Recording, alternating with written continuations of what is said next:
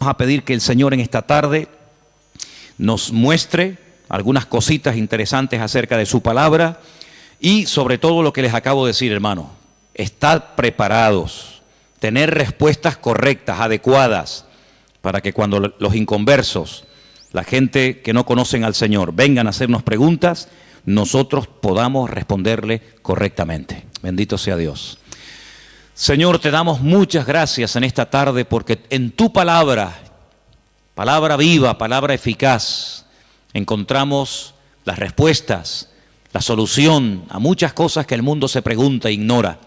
Te pedimos, Dios mío, en el nombre bendito y poderoso de tu amado Hijo Jesús, que todo lo que compartamos en esta tarde sea de bendición, sobre todo para los que están buscando la verdad, para los que quieren adquirir conocimiento y conocer la verdad, verdad que les hará libres. Ayúdanos en esta tarde, Señor, a la luz de tu palabra, a dar respuestas a tantos interrogantes y preguntas que la gente tiene hoy en día. Nos ponemos en tus manos y pedimos que nos des luz y claridad en tu palabra, para que podamos, Dios mío, creer adecuadamente, estar firmes en la fe, sin titubear, sabiendo en quién hemos creído. Ponemos este tiempo de estudio en tu palabra, en el nombre bendito de Jesús. Amén y amén. Bendito sea el Señor. Hermanos, quiero llevarles a 4 textos para comenzar. Y el primero va a estar en Jueces capítulo 11. Nos vamos a lo que llamamos Antiguo Testamento, al capítulo 11 del libro de los Jueces. Y vamos a leer concretamente el versículo 40. Jueces, repito, capítulo 11, versículo 40. Y dice la palabra del Señor lo siguiente. Presten atención a lo que dice ahí nuestro Dios. Jueces 11:40. Y se hizo costumbre en Israel que de año en año fuesen las doncellas de Israel a endechar a la hija de Jefté, Gaaladita, 4 días en el año. Fíjense la palabra costumbre. Se hizo costumbre, no era costumbre hasta ese tiempo. Antes nadie se iba 4 días por el campo, por el monte, a llorar, a endechar a la hija de nadie. Pero ocurrió algo. Ustedes conocen que Jefté hizo un juramento que fue una auténtica locura, y fue la de presentar a su hija en sacrificio al Señor. Y entonces dice la palabra de Dios que a partir de ese día se convirtió en una costumbre en Israel que las jóvenes, que las chicas se fueran por los campos llorando, endechando, lamentándose de lo que le había ocurrido a la hija de Jefté. ¿Era un mandamiento bíblico? ¿Era algo que Moisés enseñó al pueblo de Israel en el desierto? No. Sino que se hizo costumbre. Empezaron un año y otro año, una generación y otra generación, hasta que aquello se convirtió en una costumbre. Y quiero en esta tarde que ustedes se den cuenta de que una cosa es la costumbre, la cultura, las tradiciones, y otra cosa muy diferente es lo que manda y ordena el Señor en su palabra. A nosotros nos tiene que dirigir la palabra de Dios, no las costumbres de las naciones. No es que esta costumbre, esta tradición lleva 500 años celebrándose en mi país o donde sea. Bueno, los años que se llevan celebrando las costumbres, cualquiera que sean, no le dan credibilidad a la costumbre.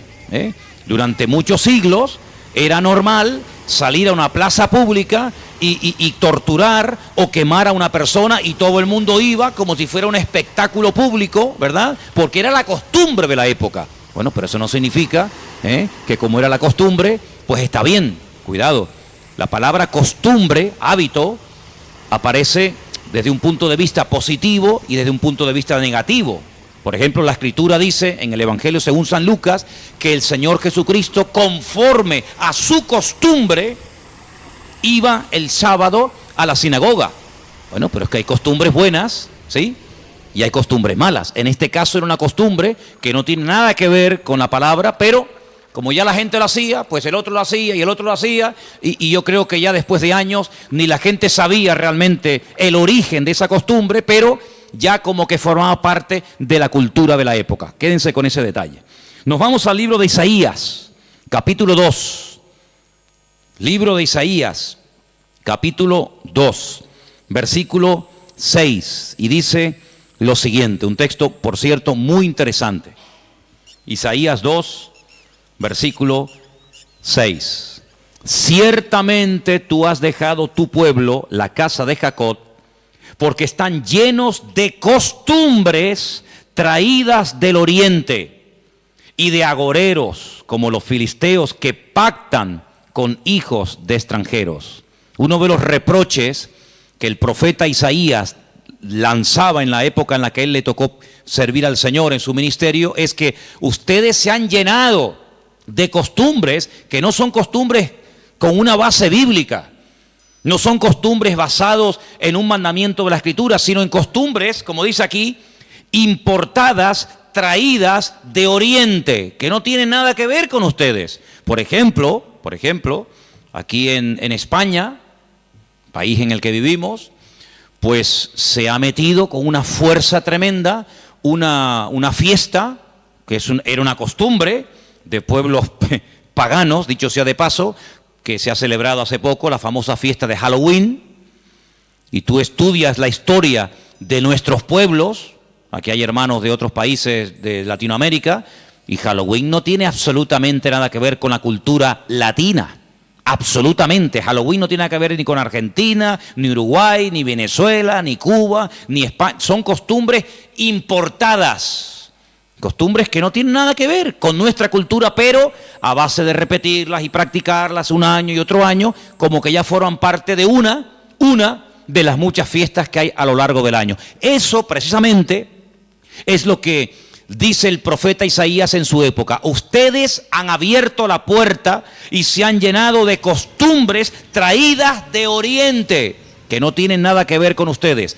Y dicho sea de paso, la mayoría de esas costumbres traídas de Oriente eran costumbres paganas.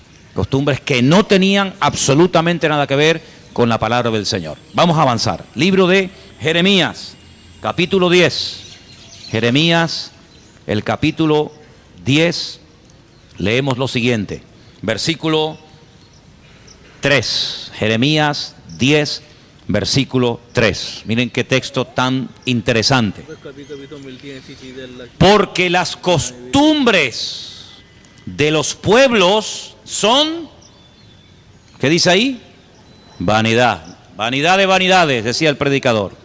Las costumbres de los pueblos son vanidad.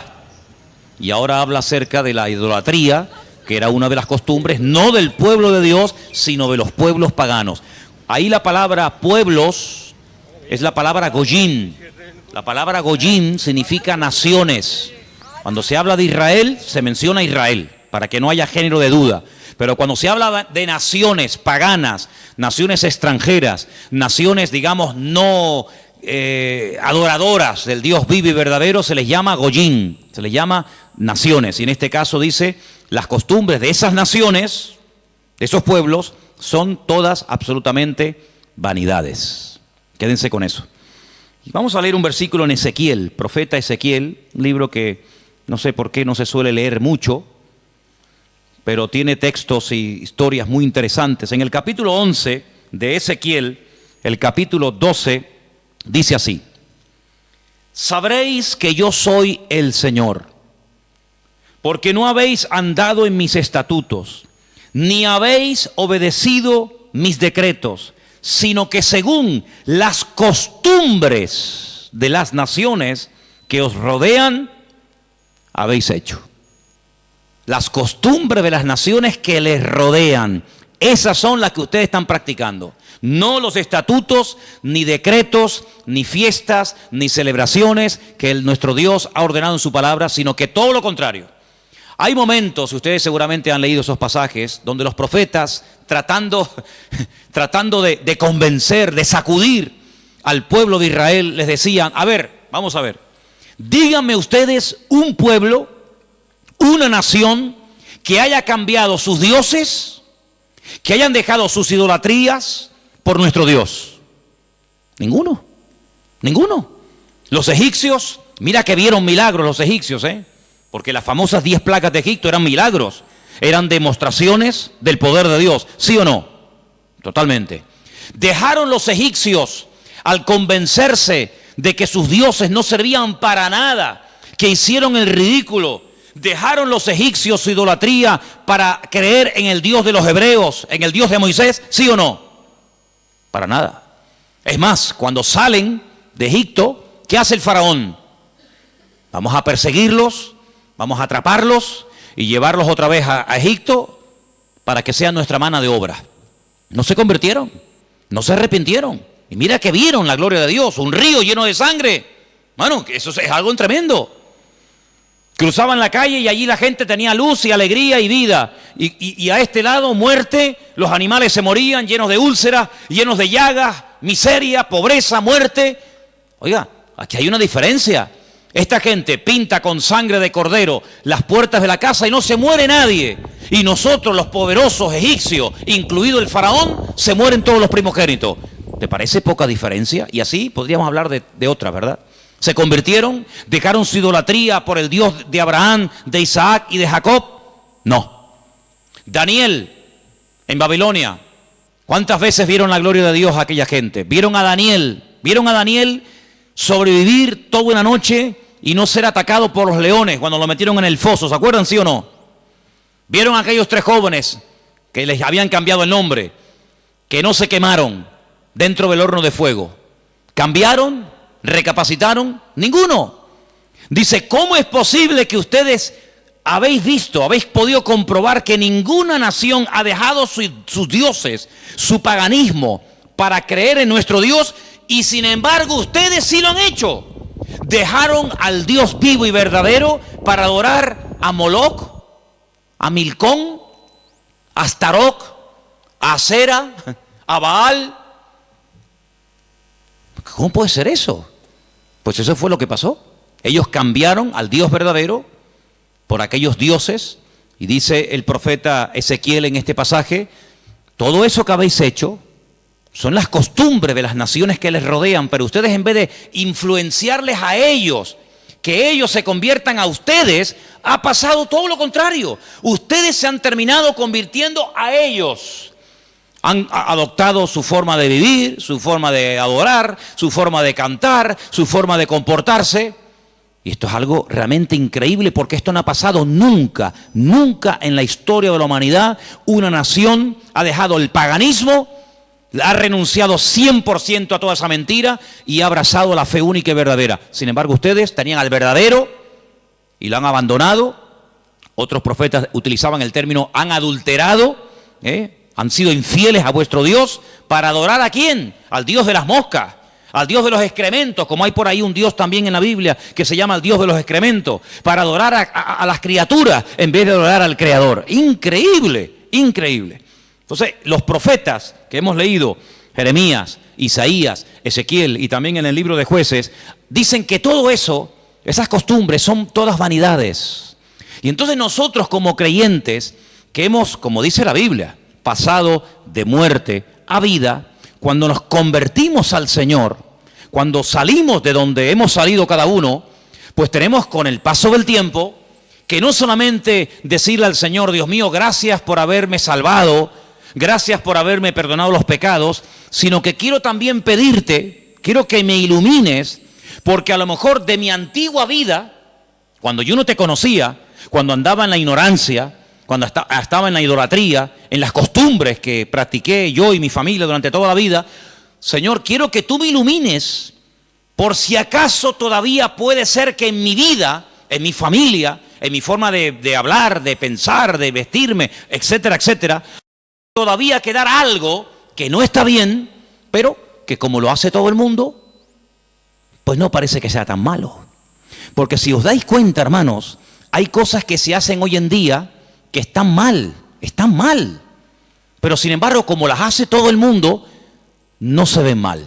Por ejemplo, a mí una de las cosas que me llama la atención, cuando voy a lo mejor a algún supermercado, es que de un tiempo a esta parte, en la parte donde está todo lo que es los puros y los cigarrillos y todo esto, es increíble. ¿Os habéis dado cuenta lo que ponen como advertencia, en las cajas de cigarrillos, el cigarrillo mata, el cigarrillo produce enfermedades pulmonares, cáncer y esto y lo otro.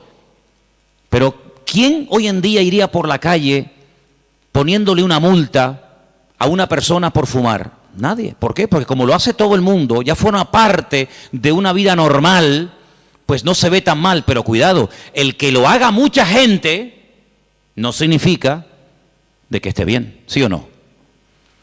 Entonces puede ser que a lo mejor algunos de ustedes en algún momento se ha sentido, perdonen la expresión, como un bicho raro en su puesto de trabajo, con los amigos, con la familia, con los vecinos, ¿sí o no?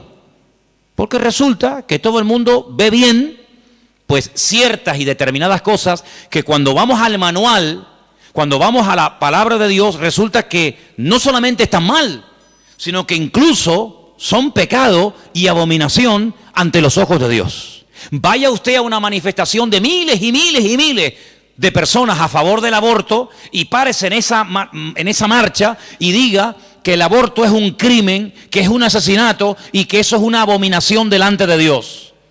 ¿Lo matan? ¿Sí o no? ¿Lo matan? Párese usted en una manifestación donde están llevando a una virgen, a un patrón, a un santo y diga, ¿pero qué estáis haciendo?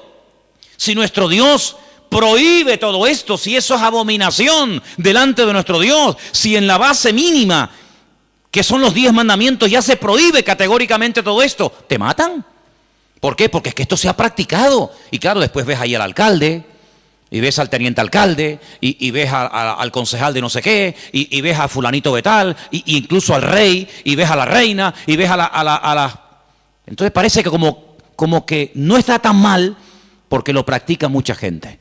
Y quiero decirte, querido hermano, que en algún momento de tu vida puede ser que tú te sientas como que vas contracorriente, como que la gente como que no te entiende y como que tú estás en otra frecuencia, en otra onda, y es como algo imposible de que lleguen a un entendimiento. Pero al fin y al cabo yo pregunto, hermanos, ¿nosotros a quién tenemos que agradar?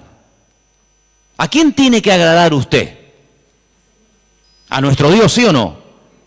Bueno, pues si por agradar a Dios me pongo en contra de la familia, ¿estás dispuesto a pagar el precio? ¿Para qué te vas a bautizar? Con la edad que tú tienes. Si a ti ya te bautizaron tus padres cuando eras pequeñita, no lo pueden entender. Pero saben, hermanos, nosotros, repito, primero a quien tenemos que rendir cuentas a nuestro Dios.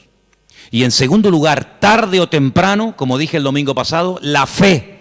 Y cuando hablo de la fe, yo no me refiero solamente a la creencia, sino me refiero, cuando hablo de la fe, también aglutino nuestro estilo de vida. Porque nuestra fe es un estilo de vida. Somos diferentes, ¿sí o no? Somos diferentes. Somos diferentes a la hora de hablar, a la hora de pensar, a la hora de reaccionar ante una situación. Somos diferentes, lo queramos reconocer o no, somos gente diferente. Eso incluye también el concepto fe. No solamente que creo en un Dios, en un cielo, en un infierno, en la Biblia como palabra de Dios, sino que la fe me lleva a una serie de cambios. Bueno, pues en ese paquete de mi estilo de vida, yo tengo que pararme y decir, lo que estamos haciendo forma parte de una base bíblica o de costumbres que se han ido traspasando de padres a hijos, de generación en generación, y yo, como he formado parte toda la vida, evidentemente, de este sistema de vida del mundo, pues las he incorporado como algo normal, pero nunca me paré a preguntarme si lo que yo estaba practicando, si lo que yo estaba creyendo era de Dios o era algo totalmente antibíblico. ¿Quién te convenció a ti? ¿Cuándo te diste cuenta de que adorar imágenes no era de Dios? Algunos de ustedes lo hicieron toda la vida. Pero llegó un momento en el que dijiste, esto no es de Dios, ¿sí o no? El que fue ladrón, el que fue drogadicto, el que practicó la prostitución o cualquier otro pecado. Hay un momento en la vida en el que a la luz de la Escritura, oyendo los mensajes, las predicaciones, leyendo la Biblia, el Espíritu, ¡pam!, te golpeó, ¿sí o no? Te tocó y dijiste, que vaya, yo no puedo seguir por este camino. Y cuanto más profundices en la Biblia, cuanto más profundices en la palabra, te das cuenta de que uno tiene que cambiar en todo, en todo. forma de hablar, a veces, ¿por qué no decirlo?, hasta en la forma de vestir, ¿sí o no? Hombre, vamos a ver, si por ejemplo una chica que está ejerciendo la prostitución esta tarde se convirtiera al Señor, seguramente la forma como esa chica se viste, que está diseñada para seducir, para atraer, para llamar la atención, pues cuando esa chica se convierta al Señor, lo más probable es que el Espíritu le ponga en su corazón que la forma como viste, pues es una forma que tiene una finalidad, pero que esa finalidad en absoluto la tengo que llevar a cabo en un culto. Por lo tanto, seguramente en un momento determinado el Señor le pondrá en su corazón, oye, vístete un poco más decentemente, más ¿sí o no? Seguramente que sí. Y el que toda la vida ha estado robando o toda la vida ha estado haciendo daño, seguro que el Espíritu le va a hablar en ese área de su vida. Pero luego hay otras cosas, como hemos leído, costumbres, que como que no las vemos tan mal. Y hemos visto a la luz de la palabra de Dios, solamente les di 4 textos, están ahí grabados por si los quieren después volver a leer. 4 versículos donde tenemos que analizar y preguntarnos las costumbres, no los mandamientos. Las costumbres que estamos llevando a cabo son bíblicas, son de Dios. Y ahora vamos a pasar al tema que la gente nos pregunta mucho por internet. ¿Qué opinan ustedes acerca de estas fiestas navideñas? ¿Puede un cristiano? ¿No puede un cristiano? ¿Está bien esto? ¿Está bien aquello? Bueno, lo primero que tenemos que partir de la base es la siguiente.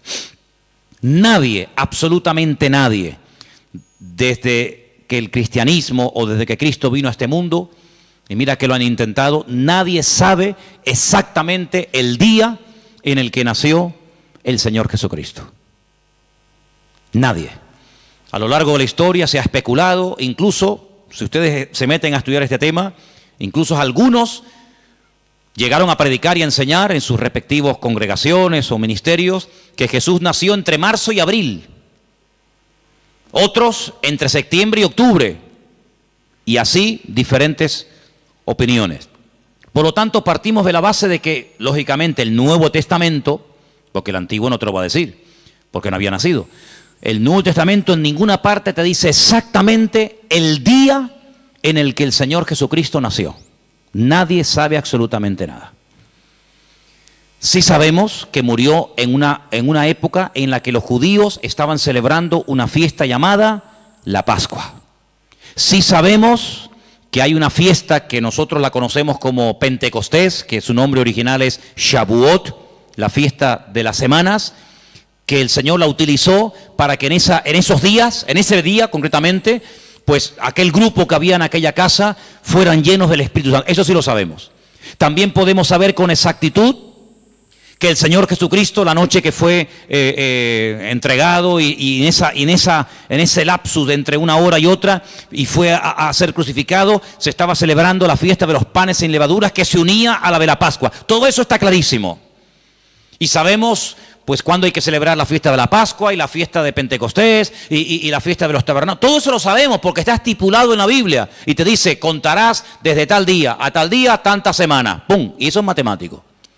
Pero en cuanto al nacimiento de Cristo, la Biblia no nos da ninguna información exacta de cuándo nació. ¿Por qué? Porque en nuestra concepción, entre comillas, cristiana, cometemos un gravísimo error. Y es que Jesucristo nació en un contexto judío, no en un contexto cristiano. Jesús nunca fue a ninguna iglesia evangélica, él toda la vida fue a sinagogas. Jesús nunca practicó costumbres cristianas. Las costumbres que él practicó y su padre y su madre y sus antepasados eran costumbres judías, ¿verdad? Por lo tanto, para nosotros se comienza a contar desde el nacimiento del niño y dice, bueno, el niño nació el 2 de octubre. Pues al año que viene, el día 2 de octubre, el niño cumple un añito. ¿Sí o no? En la mentalidad judía no se cuenta el tiempo así. En la mentalidad judía, en el momento en el que la mujer sabe que está embarazada, en el que la mujer sabe perfectamente que sí o sí está embarazada, ahí se empieza a contar. No a partir del nacimiento a los 9 meses, ¿me entendéis? Por lo tanto, ya empezamos mal. Es como, por ejemplo, cuando nosotros decimos, bueno, ahora mismo aquí en Tenerife tenemos las 8 en punto de la noche. A las 12:01 será día viernes.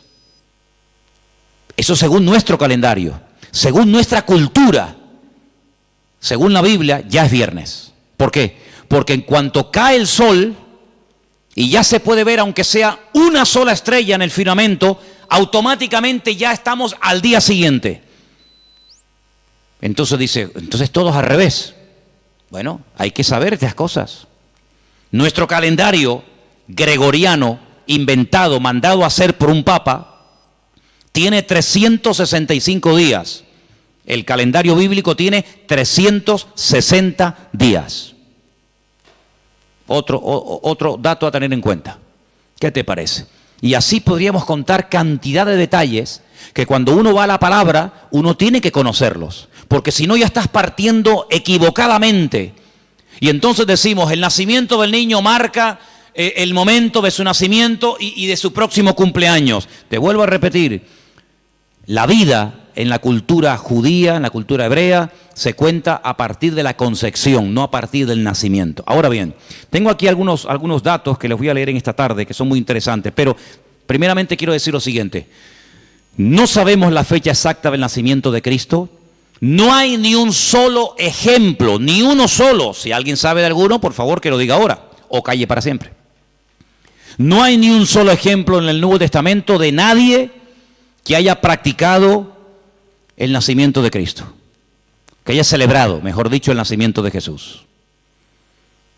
La única fiesta que nos obligó el Señor a recordar frecuentemente fue, dice, haced esto, háganlo en memoria de mí.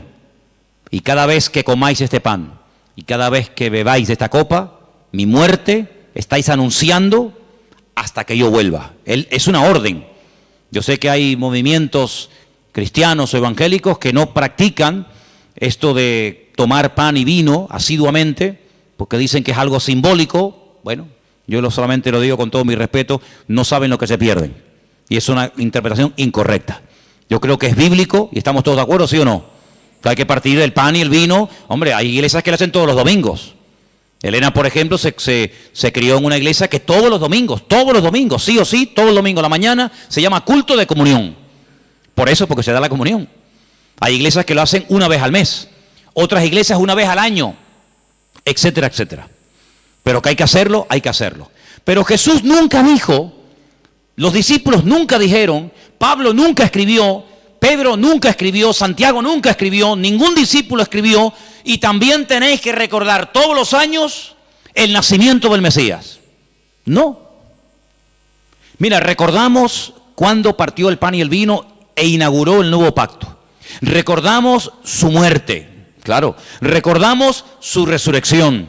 Recordamos la venida del Espíritu Santo en el día de Pentecostés. Recordamos un montón de cosas, pero bíblicamente no te puedo demostrar, no lo puedo hacer. Te estaría mintiendo. No te puedo demostrar bíblicamente que los primeros cristianos celebraban el nacimiento de Cristo. No lo hacían. Ni siquiera es un mandamiento de la Biblia el celebrar dicha fiesta. Entonces te estoy dando información para que lo sepas. La fecha exacta del nacimiento de Cristo no se encuentra registrada en el Nuevo Testamento. Ahora, el famoso día 25 de diciembre ha sido un día que en el mundo pagano, en el mundo greco-romano, ustedes saben que estaban los babilónicos, luego vinieron los medos persas, a continuación los griegos y después los romanos. El Antiguo Testamento, lo que llamamos vulgarmente Antiguo Testamento, termina con el imperio medo-persa. Pero cuando empezamos a leer el Nuevo Testamento, nos encontramos a los romanos. Y tú dices, ¿pero y los griegos? ¿Ves? La Biblia no te da información sobre los griegos. Pero entre el Antiguo y el Nuevo Testamento, que hay 400 años de silencio, ¿sabían eso, no? Nuestro Antiguo Testamento, ¿cuál es el último libro del Antiguo Testamento según nuestra Biblia? Malaquías. Pero cuando tú vas a una Biblia hebrea, tú te das cuenta que el último libro del Antiguo Testamento no es Malaquías, es Segunda de Crónicas. Da igual, el orden no altera los factores, ¿no? Sea uno, sea otro, son exactamente los mismos, aunque el orden es diferente. Pero cuando se termina de escribir, cuando el último profeta del Antiguo Testamento terminó su mensaje, supongamos que fuera Malaquías, hasta que encontramos al siguiente profeta predicando. ¿Y quién fue el siguiente profeta entre el Antiguo y el Nuevo predicando? ¿Quién fue? Juan el Bautista. Hay 400 años de silencio. No hubieron profeta entre Malaquías y Juan el Bautista. ¿Y cómo se guiaba la gente? Por la palabra. Ahí estaba todo escrito, todo comprimido, todo condensado, y fue un tiempo de silencio, de palabra profética, pero la palabra ya estaba escrita. Luego la gente querían palabra, vayan a la palabra, valga la redundancia, vayan a la escritura y ahí encuentran todo. Bien. Entonces, cuando vamos a estudiar la palabra de Dios, nos encontramos que ese imperio que no aparece en el Antiguo Testamento, que son los griegos, que aparece en esos famosos libros que yo he recomendado muchas veces que lean, Primera y Segunda de Macabeos, que son la familia de los Macab, que significa martillo en hebreo. Los macabeos son los que martillaban, los que machacaban. Y en estos días en Israel se está celebrando una fiesta que no tiene una base, vamos a decir, bíblica, si no es un mandamiento bíblico el cumplirla, vaya, pero que es una fiesta que en estos días ya se está celebrando, y les voy a demostrar que Cristo la celebraba, aunque no era mandamiento, Él la celebraba, y es una fiesta que se llama la fiesta de Hanukkah. Y por eso ustedes cuando van a Israel van a encontrar que hay dos modelos de candelabro diferente. Está el famoso menorá, que tiene 7 brazos, y después se encuentran la Hanukkía. Menorá es el de 7, Hanukkía es el de 9. Y tú dices, ¿qué diferencia hay entre uno de 7 y uno de 9? Bueno, te lo voy a decir. El candelabro de 7, la menorá, era el que se utilizaba primeramente en el tabernáculo y después en el templo, pues para iluminar. No había luz eléctrica, no había un interruptor y se encendía la luz, sino que se ponía aceite, ¿verdad? Se iluminaba para que el sacerdote pudiera moverse y pudiera ministrar en el templo, ¿verdad? Ya dimos en su día una explicación de que el primer versículo, quédense con este dato, el primer versículo de los primeros 5 libros de la Biblia, Génesis 1.1, Éxodo 1.1, Números 1.1, Levítico 1.1 y Deuteronomio 1.1 nos explican todo lo que tiene el menorá. ¿Cuántas palabras tiene en hebreo el primer versículo de Génesis? 7 brazos. Otra característica de la menorá la encontramos en Éxodo 1.1 y así sucesivamente, pero no voy a entrar en detalles acerca de eso.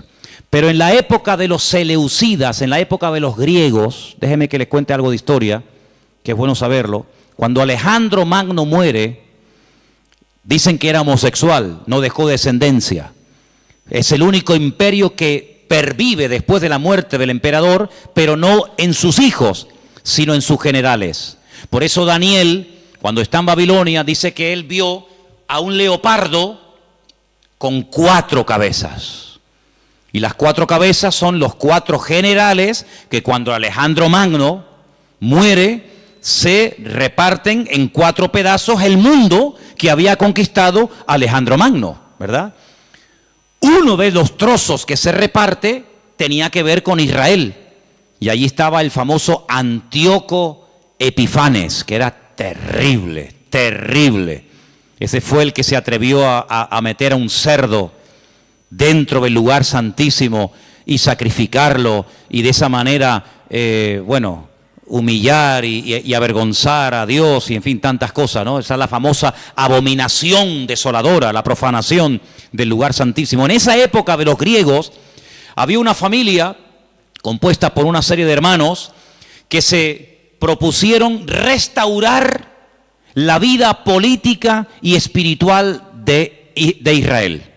Los griegos dominaban, el templo lo habían convertido en un gimnasio, habían impedido los sacrificios y aquello era un desastre. Esta familia se levanta, primero un hijo, después el otro hermano, todos murieron como mártires, es una historia tremenda. Y estos macabeos, que no se llamaban macabeos, sino una especie de apodo, los que martillaban, los que golpeaban, pelearon militarmente, cuerpo a cuerpo con los griegos y los derrotaron, los vencieron, los echaron de Israel y restauraron el culto en el templo. Pero resulta que el aceite que se utilizaba para las lámparas del candelabro, en este caso de la menorá, no llegaba, porque lleva un proceso y se tarda un tiempo en elaborar ese aceite específico para la menorá. Había muy poco aceite. ¿Qué ocurrió? Oraron al Señor y el Señor hizo que la poca aceite que quedaba durara milagrosamente más tiempo de lo que habitualmente duraba. A partir de ese momento, para recordar el milagro de que el Señor permitió que el aceite durara más tiempo de lo habitual, se comenzó a celebrar la fiesta de la Hanukkah, la fiesta de las luces, la reinauguración del templo.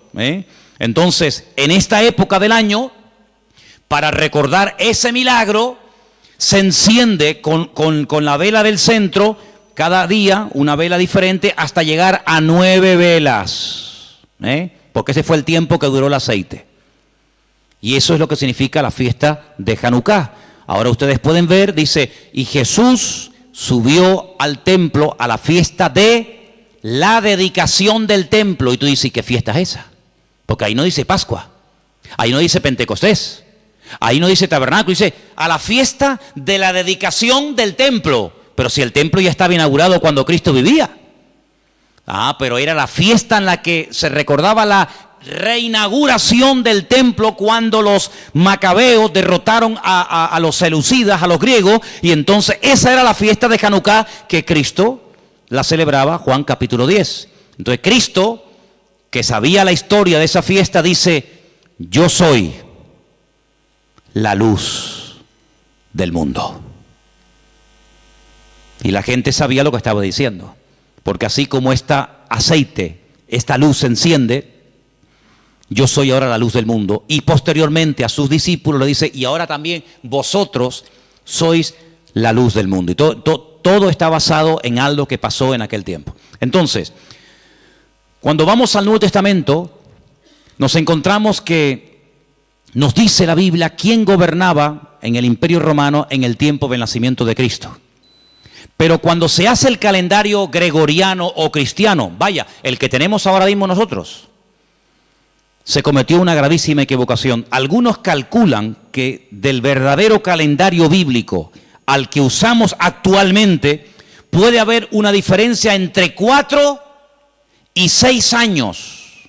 Es decir, que en vez de estar ahora en el 2015, estaríamos ahora 4 años o 6 años más de lo que estamos. Y eso es bueno saberlo, porque la Biblia nos da datos acerca de lo que va a ocurrir en cada tiempo, y por eso estamos viendo profecías cumplidas nosotros en este momento, que tú dices, pero no me encaja el tiempo. Claro, no te encaja el tiempo si te llevas por el 2015, pero si te llevas por el calendario bíblico, te encaja todo de una forma maravillosa, porque Dios no se mueve con el calendario inventado por don Gregorio, sino Él se mueve por el calendario inventado y creado y dado por Él en su bendita palabra. ¿Cuántos dicen amén? Entonces, sigo leyendo esto que está muy interesante. La historia de la Navidad parece tener los primeros antecedentes entre el 320 y 353 después de Cristo. Es decir, que hasta el 350 y pico después de Cristo, ningún cristiano, ninguna iglesia practicaba o celebraba lo que vulgarmente llamamos la Navidad. Durante más de 300 y pico de años, esto no existía. ¿Qué te parece? Yo dije un día que si ustedes quieren ver la transformación terrible que experimentó el cristianismo, tienen que leer detenidamente lo que pasó en el Concilio de Nicea. Ahí en Google, se meten, Concilio de Nicea, estudien, lean lo que allí pasó. El cristianismo del 300 para atrás era diferente al cristianismo que se vive hoy en día del 300 y pico hasta nosotros. Todo cambió, hermanos, todo cambió. Entonces fue en esa época, en ese tercer siglo, cuando se comenzó a decir que Cristo había nacido el 25 de diciembre. ¿Por qué? Porque era la fiesta, era el día más pagano del año. Se celebraba el culto al dios Saturno, y el dios Saturno era el dios de las cosechas, y era un día de celebración, pero de celebración pagana, de sacrificios en agradecimiento al dios Saturno.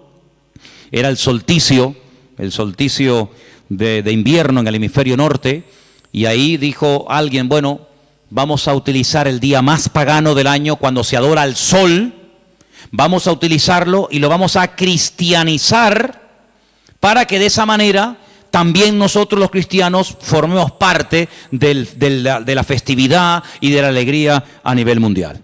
Desde finales del siglo IV, el cristianismo comienza con la famosa tradición de la Navidad, y el Papa Julio I dijo que Jesús había nacido el 25 de diciembre. ¿De dónde lo sacó? De ninguna parte, se lo inventó, porque la Biblia no dice que Jesús nació el 25 de diciembre, pero él, como era el Papa, cualquiera le llevaba la contraria. Era el día en el que se celebraba, como acabo de decir, el solsticio de invierno en la antigüedad, y era el día en el que las costumbres y las tradiciones heredadas, las costumbres y mitos y leyendas más aberrantes se llevaba a cabo, y entonces se utilizó para que la gente supiera que también Cristo había nacido en esa época, y de alguna manera pues utilizar el paganismo, utilizar las festividades, pues para decir, bueno, Cristo también nació en esta época, ¿no? En el año 540, un monje llamado Dionisio, cuyo apodo era el Exiguo, en el cálculo de las fechas propició la fijación de una fecha errónea en cuanto al nacimiento de Cristo. El error incluso hasta en el año, porque se cree que Jesús nació 4 o 6 años antes de lo que realmente esta gente decía. El tema de las fechas, ya hemos dicho, es algo muy controvertido, pero al final se llegó a la conclusión de que Cristo había nacido en esa época, y los cristianos comenzaron a practicarlo como parte de la cultura o de la tradición. Hay muchos relatos en los que cuenta la historia que miles y miles de cristianos se dejaron matar, quemar, crucificar y torturar hasta la muerte porque se negaban a celebrar la famosa Navidad el 25 de diciembre. Así que hermanos nuestros en la fe han muerto quemados, torturados y crucificados por negarse a formar parte de una fecha inventada, creada por el hombre, rodeada de paganismo, donde una de las costumbres que había era sacrificar toros, sacrificar animales, cortarle los testículos a estos animales y colgarlos en los árboles. De ahí viene la famosa costumbre de colgar bolitas en los árboles, de la costumbre pagana de aquellos degenerados griegos y romanos que hacían este tipo de ofrendas y de sacrificios a sus dioses, y de ahí pasó. Luego se prendía fuego al árbol, pero claro, prender fuego al árbol, pues en una casa particular es una temeridad, y entonces a alguien con el paso del tiempo se le ocurrió ponerle un montón de luces para que represente aquel fuego, que evidentemente no se puede hacer hoy en día por sentido común, pero entre las bolitas y el fuego que se pone, las luces que se pone, pues es lo más parecido a aquellas bolitas que se ponían colgadas en los árboles, y al mismo tiempo las luces representan el fuego, que por cuestiones obvias no se pueden poner hoy en día. Así que Jesús no nació el 25 de diciembre, pero escuchen esto porque es muy interesante. La explicación más consistente de los historiadores es que el origen de la Navidad se tomó entre el siglo III y IV, ya lo hemos dicho, ¿verdad? El porqué de la elección de esta fecha, bueno, se relaciona con la necesidad de la reciente oficializada religión cristiana de imponerse sobre las tradiciones de los cultos paganos romanos. En aquel tiempo el mundo estaba dominado por el Imperio Romano. Se adoraba a Saturno, como el Imperio Romano a través del emperador Constantino supuestamente se había convertido. Dejemos de celebrar en el 25 de diciembre la fiesta a Saturno, pero claro, ahora está todo el mundo acostumbrado a practicar el 25 de diciembre a Saturno. ¿Y ahora qué hacemos? Ahora somos cristianos. Bueno, pues sigamos celebrándole igual, pero a Saturno ya no podemos, somos cristianos. Bueno, a Saturno no, a Cristo. El mismo perro, pero con distinto collar.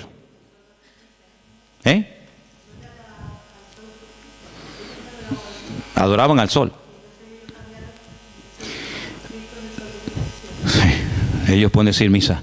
Los papas eligieron el 25 de diciembre como día del nacimiento de Jesús, como una estrategia para el proceso de expansión del cristianismo, en el que sistemáticamente se buscó absorber y fusionar toda celebración de ritos paganos con las nuevas creencias o fe de los cristianos. Por lo tanto, bíblicamente, si alguien te para en la calle y te dice que la fiesta de la Navidad, que se suele celebrar el 25 de diciembre, tiene un trasfondo pagano, no se te ocurra llevarle la contraria, ni decirle que no es así, porque vas a ser el más rotundo ridículo. Efectivamente, el día 25 de diciembre era una fiesta, la fiesta más pagana en todas las culturas del Imperio Romano, donde se hacían auténticas barbaridades, sacrificios humanos, sacrificios de animales, ofrendas brutales de sangre, etcétera, etcétera.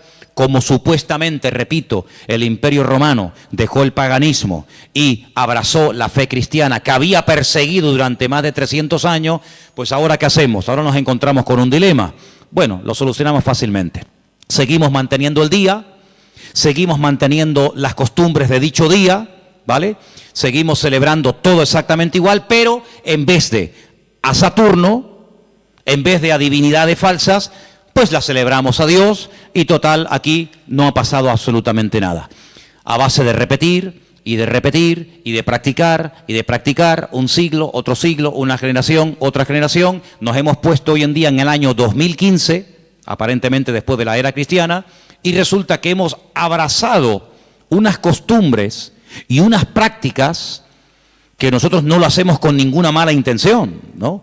Nosotros no lo hacemos porque creemos en el paganismo, ni mucho menos, pero sin darnos cuenta, estamos practicando y celebrando y haciendo cosas que tienen un trasfondo totalmente pagano, pero después queremos que los paganos cambien cuando los paganos lo que han hecho es que nos han cambiado a nosotros.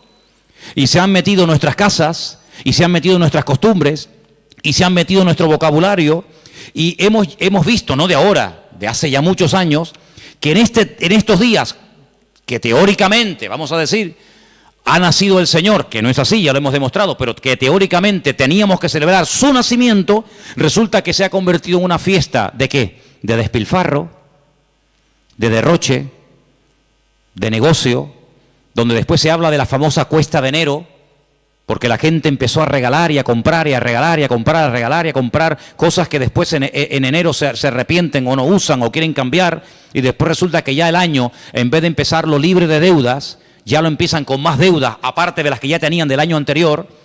¿Por qué? Porque la fiesta así lo requiere. Porque si no le regalamos al abuelito, y si no le regalamos nada al niño, y si no le regalamos nada a la abuelita, o al tío, o al papá, o al sobrino, pues como que es una falta de educación, y como que falta el amor en la familia, y como que todos nos hemos vuelto locos, y nos hemos fanatizado, porque ahora somos cristianos. No, mi hermano, aquí no nos hemos vuelto locos, sino que ¿sabe lo que pasa? Que el conocimiento confronta, y el conocimiento compromete. Por eso hay gente que dice, yo prefiero no saber nada, y seguir en la ignorancia. Pero ¿sabes qué? Cuando estamos en Cristo, estamos obligados, estamos comprometidos con la verdad. Y la verdad nos hará libres en la medida, no es como un botón, la verdad os hará libres. Eso no cuesta nada decirlo.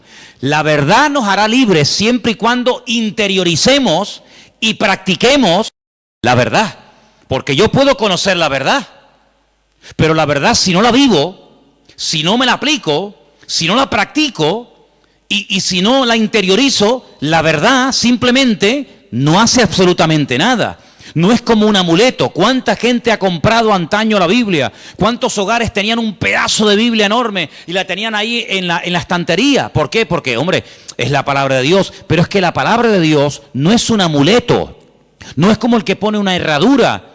No es como el que pone una ristra de ajos. No es como el que recurre a un amuleto, que los hay en todas las religiones. Los judíos también tienen un montón de amuletos, ¿eh? No se pueden ustedes imaginar. La famosa segulá y tantos amuletos creados y diseñados y vendidos y bendecidos por los rabinos para protección del mal de ojo, para protección de no sé qué, para protección de los malos espíritus. En todas las religiones siempre ha habido amuletos, pero la verdad, la Biblia no es un amuleto, es un estilo de vida que nos lleva a comprometernos y nos lleva a decir: Señor, perdóname, porque he estado creyendo y practicando y encima enseñando y transmitiendo una mentira, creyendo que es una verdad. Y no hay nada peor que creer que algo de mentira es una verdad y yo la practico en mi vida.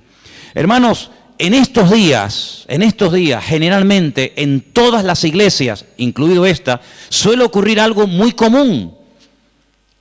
Y es que, por ejemplo, lo notamos, ¿no? Y no es que llevemos un control excesivo del tema, pero les cuento la realidad.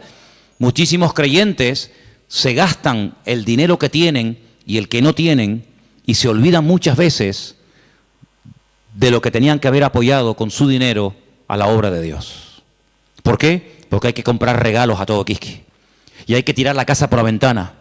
Y si nos vamos a la noche a la cama sin tener toda la mesa llena de comida, como que no hemos celebrado Navidad. Y yo pregunto, imaginémonos por un instante, que no es así, pero trabajemos con la hipótesis. Bueno, vale, nació el 25 de diciembre, vale, perfecto. Si realmente nació el 25 de diciembre, ¿a quién tendríamos que celebrar la fiesta? Me imagino que al Señor. Pero nosotros somos tan listos que nos hacemos la fiesta para nosotros. Y tendríamos que traerle regalos a Él. ¿Cómo? Bueno, pues ¿qué le hace falta a la iglesia? Pintarla. Yo regalo este año la pintura. Si el cumpleaños del Señor y esta es la casa del Señor, ¿qué le hace falta a la iglesia? Más sillas, yo las regalo. Pero no hacemos regalos al que cumple años, teóricamente, sino que nos hacemos regalos a nosotros. A papá, a mamá, al tío, al sobrino. Y yo digo, bueno, ¿el cumpleaños de quién es? ¿Tuyo?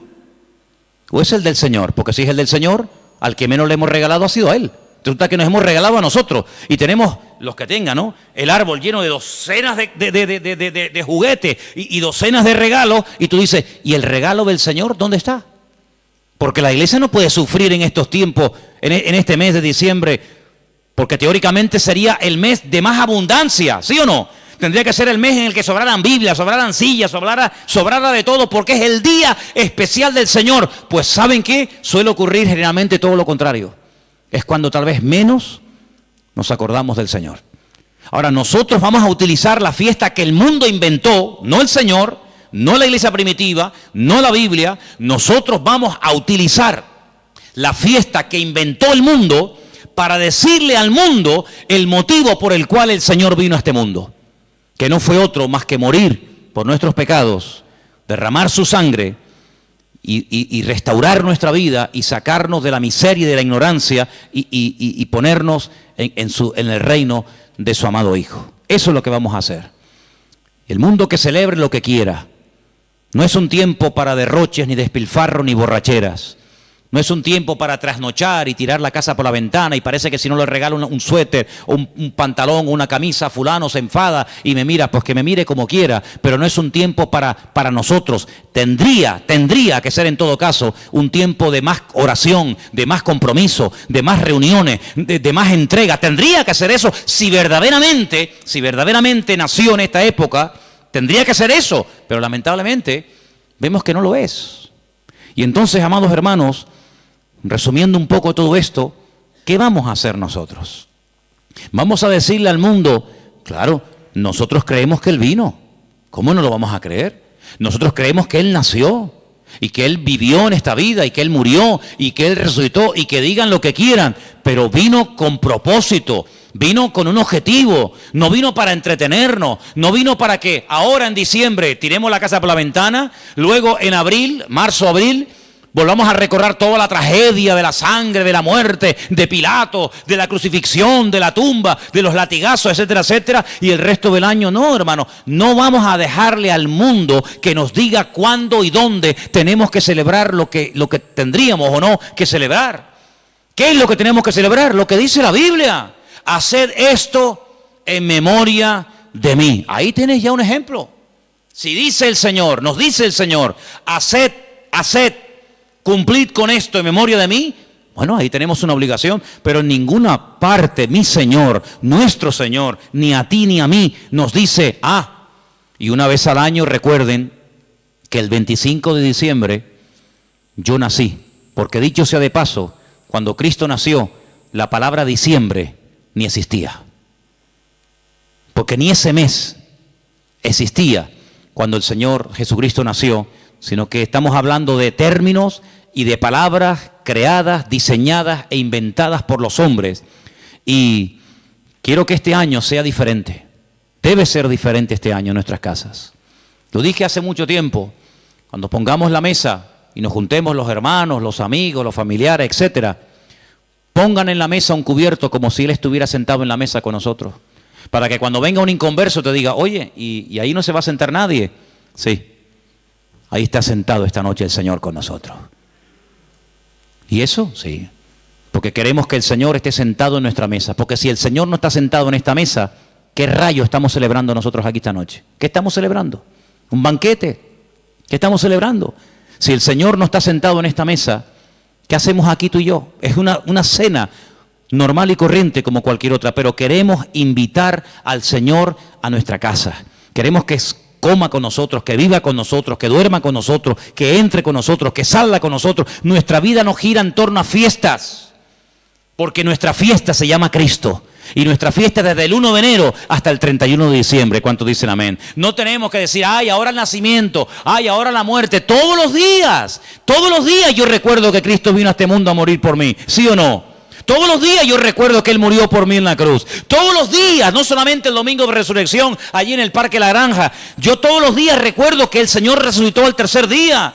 Yo todos los días recuerdo que Él está vivo. No tengo que decir, bueno, ahora esto. Ahora, ¿quién nos marca a nosotros el calendario? Lamentablemente, ¿sabe quién nos marca el calendario? El mundo. El mundo se ha metido en la cultura de tal manera que dice, no, ahora carnavales. Ahora Halloween. Ahora Semana Santa, ahora la Ascensión de María, ahora el Puente de la Constitución, y le hemos dejado al mundo que nos organice el tiempo y nos diga incluso cómo tenemos que comportarnos en cada época del año. Claro, nosotros gracias al Señor somos cristianos y muchas de esas cosas ya no las hacemos, pero el que es mundano, el que no es cristiano, dice, carnavales, ¿me tengo que disfrazar? Me tengo que disfrazar, ¿por qué? Porque el mundo dice que ahora es cuando yo me tengo que hacer de disfrazar y hacer el idiota durante una semana o 15 días. Pero luego no, ahora dice, no, ahora viene la cuaresma. Ahora viene la resignación, el perdón, la ceniza, no sé qué, no sé cuánto. No, ahora viene la Semana Santa, no, ahora viene no sé qué. Y le hemos dejado al mundo que organice nuestro tiempo y nuestro estilo de vida. Nuestro tiempo y nuestro estilo de vida, ya lo dijo el Señor cómo tiene que ser. Si a alguien le interesa, aquí lo tienen. Señor, ¿qué tengo que celebrar en marzo? Señor, ¿qué tengo que hacer en diciembre? ¿Qué tengo que hacer cada día de la semana? Aquí está el manual. No le dejemos al mundo que nos organice, porque mira, yo me acuerdo que hace años, y termino, en España no se celebraba Halloween. ¿Cuánto tiempo lleva esta fiesta entre nosotros más o menos? ¿Alguien más o menos sabe? 8 años. Bueno, 8 años. Y nosotros ya tenemos una edad. Luego, durante muchos años de nuestra vida, esta fiesta en España no se celebraba. Íbamos a un centro comercial en esta época de noviembre, creo que se celebra esta fiesta terrible, y no había ninguna calabaza, no había ninguna cosa de terror. ¿Por qué? Porque esta fiesta no se había introducido. Pero mira cómo la metieron. Mira cómo la metieron, amigos. Y el otro día, el Black Friday. Ya nos metieron otra. Y en enero, ahora y el mundo tiene, hermano, lo tiene tan claro, el diablo tiene tan claro los objetivos que dice, mira, a la gente le gusta varias cosas. Comer bien, vestir bien, vivir bien y divertirse. Perfecto. Como no quieren ser guiados por el camino de la palabra, como no quieren ser guiados por el camino de Cristo, sino quieren seguir por el camino del relajo, por el camino del despilfarro, pues yo le voy a dar. Y el diablo le da a la gente lo que quiere. ¿Quieres carnaval? Toma carnaval. Y tú dices, ¿cómo puede ser que un país que ha estado años en crisis llegue la fiesta del carnaval y no haya pagas para gente que no tiene nada y que están en el paro y que no tienen los pobrecitos nada, y resulta que ayuntamientos den subvenciones de miles y de miles de euros a personas para que tiren la casa por la ventana durante una semana o durante un mes. ¿Cómo es posible? Es que el pueblo quiere eso. El pueblo quiere eso. En el pueblo de Tordesillas, en la provincia de Valladolid, la tradición del toro de la Vega. ¿Quién no ha oído esa barbaridad? Cogen un toro bravo, lo sueltan al campo y miles y miles y miles y miles de personas lo rodean, lo pinchan, lo clavan, lo torturan. Cuando ya el animal está reventado que no puede más, llega uno, rácata, le clava una lanza, lo montan en un caballo, lo llevan al pueblo y es el héroe, porque este año ha matado el toro de la Vega. Cuando van allí la gente a protestar en contra de esta fiesta, cuando han ido ecologistas o personas que dicen, oye, pero ¿cómo puede ser esto? Los han sacado del pueblo a patadas, los han apedreado. Y cuando los periodistas pueden acercarse a uno de aquellos fanáticos, ¿saben lo que les dice? Nunca dejaremos de celebrar esta fiesta en nuestro pueblo, porque esta es una tradición que hemos tenido en nuestra tierra de toda la vida.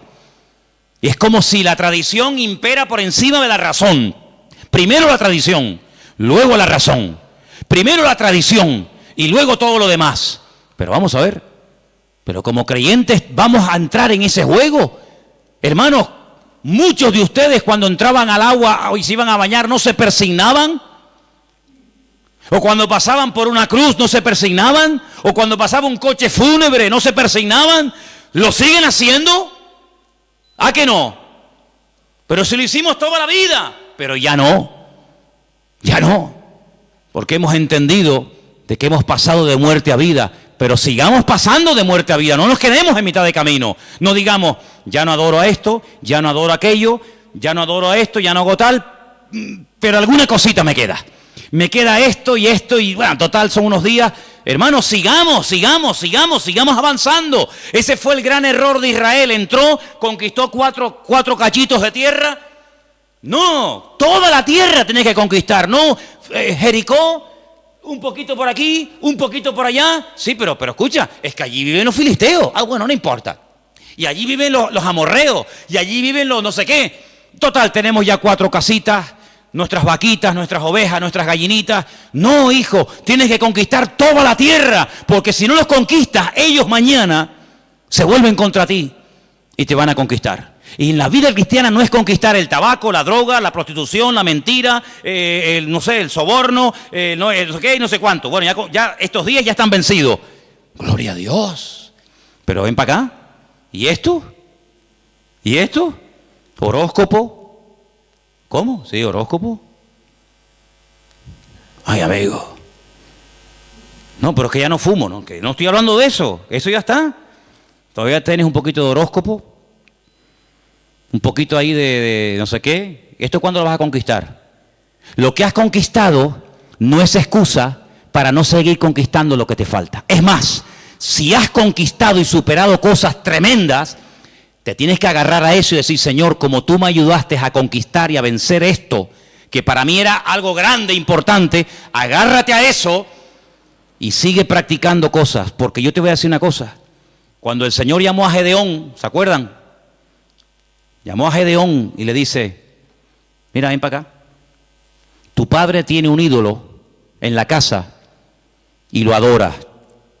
Levántate y rómpeselo.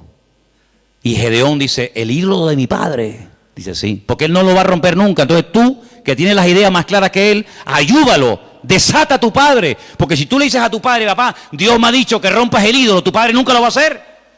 Pero tú sí lo tienes claro, ayuda a tu padre. Tú tienes más luz que él. Y entonces dice que lo hizo de noche. No se atrevió a hacerlo de día. ¿Saben la historia, no? Se levanta, despedaza el ídolo del padre. Y al día siguiente, ay mi madre, se monta la marimorera en la ciudad. ¿Quién rompió el ídolo del fulano de tal? El ídolo, el muñeco, la imagen del padre de Gedeón. Sale el padre de Gedeón, se entera y dice, bueno, si era tan poderoso, no fue capaz de defenderse. No sé quién habrá sido, pero vino alguien, lo rompió y no fue capaz de defenderse. Luego, no era tan Dios como yo creía que era. Fíjate que el hijo ayudó a que el padre se diera cuenta de que había estado adorando a un muñeco, creyendo que era un Dios poderoso, y cuando le atacaron, como es un ídolo, no pudo defenderse. Mira como un pequeño detalle, bueno, pequeño, como un gran detalle de su hijo, le ayudó a su padre a decir, oye, gracias, porque hoy me he dado cuenta de que yo estaba adorando a un muñeco. Hermano, hay gente que a lo mejor dice, mira, yo esto lo voy a dejar de hacer. ¿Por qué? Porque no es de Dios. Pero hay gente que no tendrá la fuerza. ¿Por qué? Porque la costumbre, la tradición, la familia, la sociedad, no sé qué. No te preocupes. Yo le digo a la gente, mira, ¿usted le da miedo romper los muñecos que tiene? Ay, sí, porque me da cosita. Tráigaselo, que yo se los rompo. Yo le ayudo. No será la primera vez que me voy a ese patio ahí y me lío a martillazos con Pedrito, con Juanito, y no se defienden tú, ¿eh? Los desmigajo todos, ¿eh? Y no se defiende ninguno. Y le digo, ¿te das cuenta cómo nos han defendido? Entonces, hermano, hay cosas que tendrás que romper tú. Tú tendrás que romperlas y quitarlas de tu vida. Pero hay momentos en los que Dios te pondrá en una casa, en una familia, para decir, mira, déjame ayudarte. Déjame demostrarte que esto no sirve para nada. Y ahí se van a dar cuenta, con ese acto de fe y de obediencia que tú has ejecutado, se van a dar cuenta de que verdaderamente estaban creyendo en una mentira. Yo les he dado de comer, les he dado información, hagan lo que les dé la gana, como dijo Josué. Hagan lo que quieran, pero yo y mi casa serviremos al Señor. ¿Oramos? ¿Les parece? Venga, oramos. Cierre sus ojos y recuerde lo que ha oído esta noche, porque el conocimiento compromete y confronta, y sin confrontación no hay cambio. Por eso esta noche Dios te ha dado una información y te ha dicho, esto viene de esto, esto y esto. Tú sabrás lo que haces. Pero te damos gracias porque tu palabra es luz. Es una lumbrera, es una antorcha que alumbra en medio de las tinieblas, en medio de la oscuridad. Y en esta noche, Señor, en este día, queremos pedirte, Señor, que nos dé fuerzas para que podamos terminar todos y cada uno de tus hijos este año en una rotunda victoria, contundente, real y genuina. Oramos por todos los hermanos, por todas las personas que a lo largo de la tierra nos están viendo y siguiendo cada semana, culto tras culto. Desde aquí, desde Tenerife, bendecimos a esas miles y miles de personas que nos escriben, que nos ven, que nos oyen. Señor, queremos pedirte por ellos para que los bendigas y para que juntos podamos extender el reino de Dios, las verdades del Evangelio, las verdades que salvan, que transforman las vidas, que son las verdades de tu palabra. Libéranos de cualquier temor, rompe en nosotros toda atadura a la tradición, a la costumbre, rompe todas esas costumbres paganas que a veces hemos cultivado y hemos practicado durante años sin darnos cuenta lo que hemos estado haciendo, Señor. Que en nuestros hogares, en nuestras vidas, en nuestras congregaciones, Señor, haya libertad, haya verdad. Y gracias te damos porque tu verdad, tu palabra libera, y queremos ser libres de todo engaño, de toda ignorancia, de toda mentira. Y te damos gracias porque hasta aquí podemos decir, el Señor nos ha ayudado, hasta aquí el Señor nos ha bendecido. Y hoy no adoramos a nada ni a nadie más que al Señor nuestro Dios. Recibe toda la gloria, mi Señor. Recibe toda la honra, y que en esta noche salgamos de este lugar con las ideas claras, sabiendo lo que tengo y lo que no tengo que creer y practicar, porque tu palabra siempre habla, y yo acepto que el Señor ha hablado a mi vida esta noche, y toda la gloria para ti, mi Dios, en el nombre de Jesús. Amén.